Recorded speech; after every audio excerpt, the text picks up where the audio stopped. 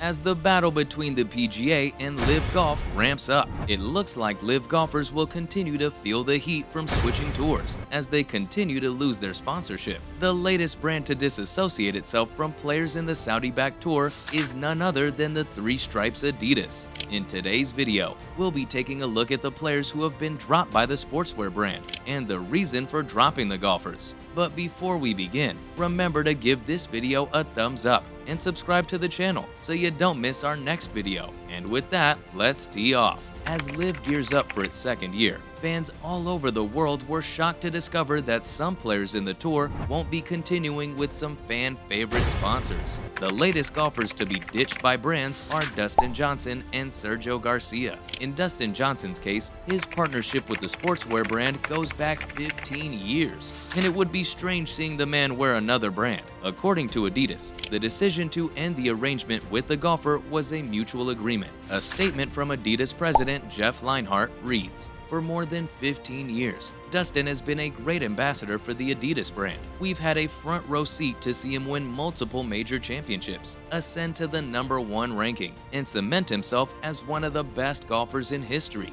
all wearing the three stripes. We wish Dustin nothing but success moving forward." Dustin has always been one to get ahead of the news, and he shared his thoughts on the divorce with the brand before LIV's season opener. "It just wasn't working out. It was obviously the way things will kind of go. It's better for both of us to part ways. And me, being the captain of the team, being able to go and find a clothing sponsor is more beneficial. In theory, wherever Adidas was on your shirt before you can put somebody else there, and that endorsement income will then be shared with the team. Everything we do, especially from now moving forward, it's gonna be about the team and what's best for it. So that's definitely the goal." The split between both parties comes at a time when Johnson needs all the exposure he can get. Johnson won one individual LIV event last year, but also captained the Four Aces team to a title, pocketing about $35 million in purses and bonuses. He's also an equity owner of his team, so building and expanding the Four Aces brand would benefit Johnson as well. We strongly believe that Johnson's divorce from Adidas will help him focus on attracting more attention to his brand.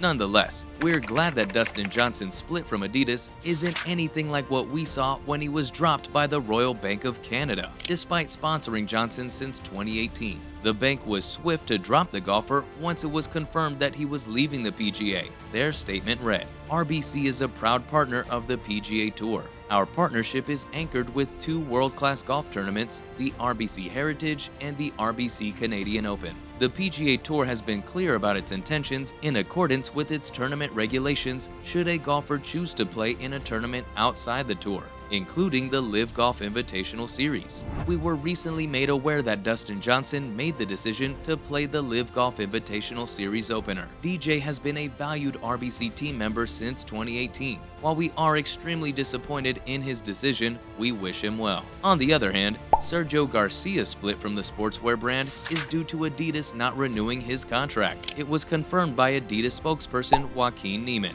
Even though Garcia and Adidas didn't have a partnership as close as Johnson, it still came as a shock to see the brand let the golfer go. Other golfers losing their sponsors. Dustin Johnson and Sergio Garcia aren't the only golfers who have lost parts of their sponsorship after moving to the new tour. Amstel, KPMG, and Workday all distanced themselves from Phil Mickelson after his rather brash comments about Saudi Arabia. Mickelson told a writer from the Fire Pit Collective that he knew about all the horrible human rights violations happening in Saudi Arabia, but it won't stop him from playing for LIV. He claimed that playing for LIV is a once-in-a-lifetime opportunity that would allow him to go against the status quo that is the PGA. Apparently, KPMG wasn't too happy about his statement due to its presence in Saudi Arabia. The professional services company quickly put out a statement that claimed both parties have mutually agreed to end their 14-year sponsorship. Not long after KPMG, a spokesperson from Amstel also broke the news that the company had ended its partnership with Mickelson.